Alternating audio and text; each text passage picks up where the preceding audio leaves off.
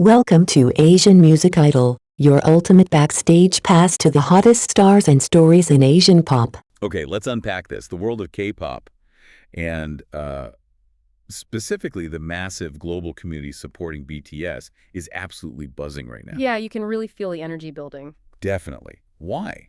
Because the return of BTS as a full group is finally on the horizon as the members complete their mandatory military service. It's the moment millions have been eagerly anticipating. It really is. And, alongside that incredible wave of anticipation, the source material you've shared brings a very different kind of situation into focus. Right. We have an article here that dives into whether controversy surrounding the chairman of their company, HYBE's Bang Si-hyuk, could potentially cast a shadow, or maybe even create obstacles for this much-awaited group comeback. And that's the tension at the heart of this, isn't it? Mm-hmm. So for this deep dive, our mission is to really navigate what this source tells us. Mm-hmm. We're going to look at the specific issues allegedly involving the HYBE chairman and explore the different perspectives presented on how this corporate situation might or might not impact BTS and their future activities as a group. Let's jump in.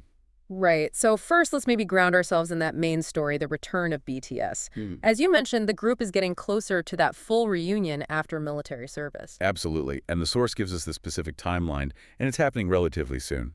Like, Jin was the first to complete his service last June. Yeah, June last year. Followed by J-Hope in October. Right. Now, this month, we see more members returning.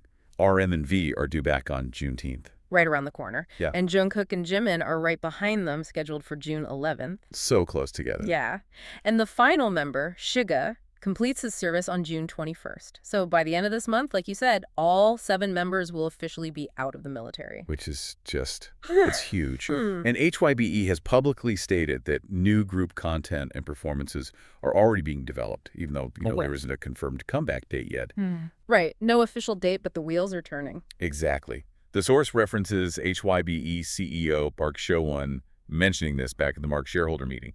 He was talking about negotiating with top musicians and producers and acknowledging that the members will obviously need time to regroup and prepare after their service. Makes sense. Totally. So the stage is very much being set for this major return, but then the source immediately pivots, highlighting what it describes as a chaotic situation at the highest level involving Chairman Bang Si-hyuk. And this, it suggests, could be the disruption. That's the potential issue raised, yeah. Okay, so let's get into that chaotic situation because the source outlines some pretty serious allegations here. It does. It says Chairman Bang Si-hyuk is reportedly under investigation by South Korea's Financial Supervisory Service, the FSS. Yes, the FSS. And you can think of them as South Korea's main financial watchdog, overseeing things like securities and financial transactions. It's a big deal. The allegations, as detailed in the source, involve alleged fraudulent transactions and deceit, and they trace back to 2019 when HYBE was still called Big Hit Entertainment. Right, before the big IPO and restructuring. And what exactly is he alleged to have done back then? Well, the source claims evidence suggests Bang Si-hyuk lied to investors. Specifically, it says he allegedly told them there were no plans for an IPO, no plans to take the company public at that time. Okay.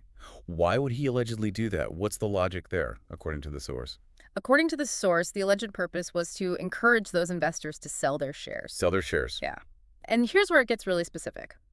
Allegedly, he wanted them to sell to a private equity fund that was set up by an acquaintance of his. Okay. So allegedly using insider knowledge about a major company event, the IPO, to potentially influence who sells shares and to whom, maybe directing them towards a fund linked to someone he knew. That seems to be the mechanism the source is highlighting, yes. That this particular fund, linked to someone close to the chairman, was potentially a vehicle for this specific scheme. Wow. And the alleged payoff was huge. Right. That's what the source reports.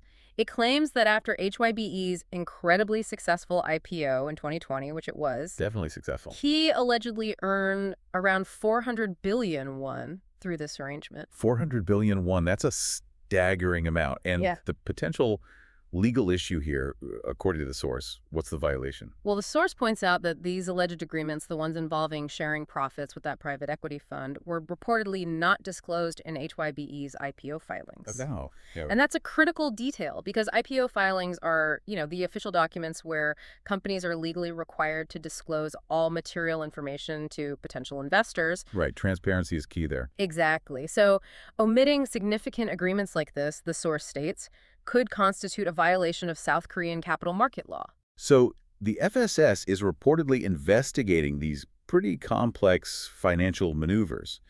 And just to add another layer, the source also mentions a separate ongoing police investigation. That's right. It's not just the financial regulators.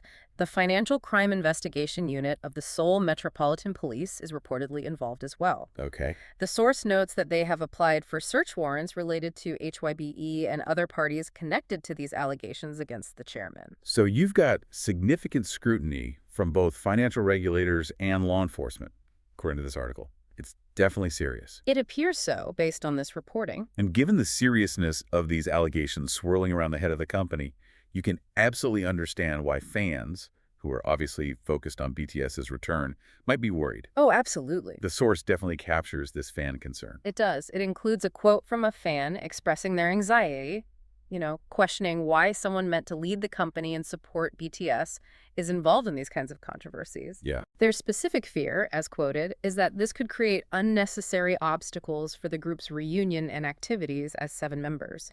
It's a very direct connection they're making between the corporate drama and the artist's future. You can feel the anxiety there. But the source doesn't just present that worry, which is good. It also gives us a contrasting view, quoting an executive from the entertainment industry who sees things, well, differently. Yes, exactly. And this executive doesn't believe the scandal at the top will significantly derail BTS's comeback plans. Their reasoning, as presented in the article, offers a different perspective on how companies like HYBE function and maybe the unique position of BTS. Okay, so what are the key points from this executive's view? How do they see it? Well, first, they argue the issue focuses on Bang Si-hyuk's personal gain. Right. And isn't directly related to the artists themselves or to BTS's activities. They seem to be framing it as a corporate finance issue, sort of distinct from artist management. Okay, so separating the alleged financial misconduct of an executive from the creative and performance side of the business. Yeah. That seems to be the angle.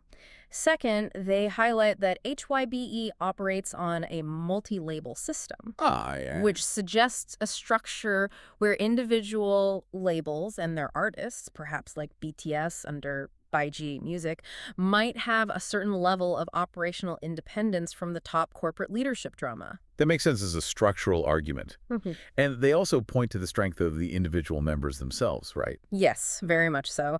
They emphasize that each member has built a really strong global presence through their successful solo work, even during this military service period. They certainly have. So this adds to the idea that BTS's influence and comeback power aren't solely reliant on the central corporate entity's reputation, Right, they have their own momentum, their own brand equity built over years. Precisely. So bringing those points together, the personal nature of the allegations, the multi-label structure, the individual members' strength, what's the executive's bottom line? That's their conclusion. Their conclusion, according to the source, is that while HYBE's corporate reputation might certainly take a hit, Understandably. they don't see this scandal slowing down BTS's actual return or affecting their promotional activities.